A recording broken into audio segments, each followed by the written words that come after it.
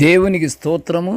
అనుదిన వాక్య ధ్యానమునకై ఈరోజు 2024 సంవత్సరము ఆగస్టు నెల 8వ తారీఖు.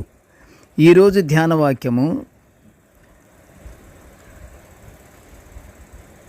మీరును మీ దేవుడైన యెహోవా మిమ్మును ఆశీర్వదించి మీకు కలుగజేసిన మీ కుటుంబములను మీ దేవుడైన యెహోవా సన్నిధిని భోజనం చేసి మీ చేతి పనులన్నిటి యందు సంతృప్తి చెంది సంతోషింపవలెను.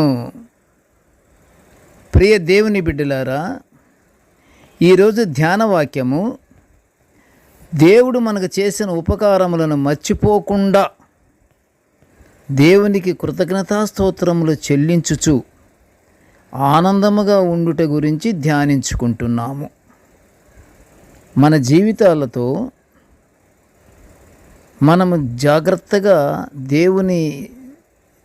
దేవుని యందు నడవాలి.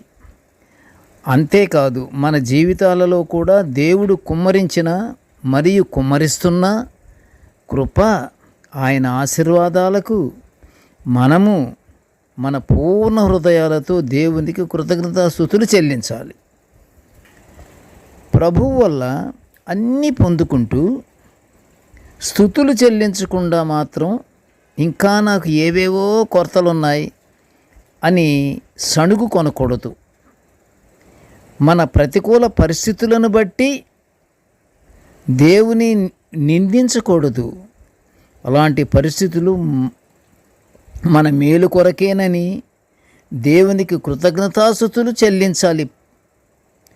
దేవుడు సిద్ధపరిచిన ఆశీర్వాదాలను జారవిడుచుకోకూడదు. మనము మన అన్ని విషయాలను ప్రభువునకు సమర్పించుకొని, ప్రభువు ద్వారా మనము పొందుకున్న అన్నిటిని బట్టి ఆయనకు నిత్యము కృతజ్ఞతాస్తుతులు చెల్లించుకోవాలి. ఎల్లప్పుడూ సంతోషముతో గడుపుచుండాలి. ఈ మాదిరి జీవితం దేవునికి ఎంతో ఇష్టం. ఎప్పుడు స్తుతులు చెల్లించుకుంటూ దేవుని సహవాసములో ఆనందముగా ఉండటం దేవునికి ఇష్టం. ఎలాగంటే, కీర్తనకారుడు ఏమని కీర్తిస్తున్నాడో కీర్తన గ్రంథము 103వ సంకీర్తన 1-2 వచనాలలో మనం చూద్దాము. నా ప్రాణమా యెహోవాను సన్నుతించుము, నా అంతరంగమునున్న సమస్తమా ఆయన పరిశుద్ధనామమును సన్నుతించుము.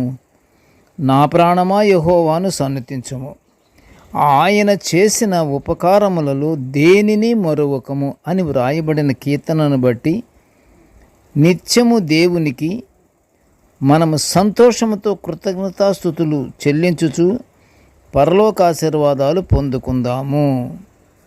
ప్రార్థన చేసుకుందాము. కృపగల తండ్రి, జీవముగల నాయన, నీ పాదములు స్తోత్రములు. ప్రభువా, నీ యొక్క దివ్యమైన వాక్యాలను మేము నిత్యము ధ్యానించుకునే గొప్ప భాగ్యాన్ని మాకు అనుగ్రహిస్తున్నందుకు నీ ఘనమైన స్తోత్రములు నాయన. కృపగల తండ్రి, నేటి ధ్యాన వాక్యం వినుచున్న ప్రతి బిడ్డను ఆశీర్వదించయ్యా. ఇదిగో తండ్రి, నీ ఆశీర్వాదాలు, నీ కృపను మేము పొందుకుంటూ తేవా, నిన్ను స్తుతించుకుంటూ నాయన ఎల్లప్పుడూ తండ్రి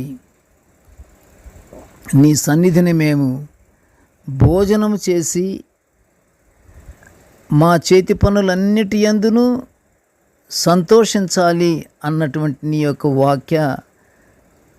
వాక్య ప్రకారంగా దేవా, మేము ఎల్లప్పుడూ సంతోషంతో ఉండేలాగా మమ్మల్ని ఆశీర్వదించి మమ్మల్ని దీవించమని తండ్రి, ఈ మనవులన్నీ యేసయ్య నామమున వినయముగా వేడుకొంచుంటున్నాము తండ్రి. ఆమెన్. దేవుడు మనల్ని అందరినీ బహుగా దీవించుగాక. ఆమెన్.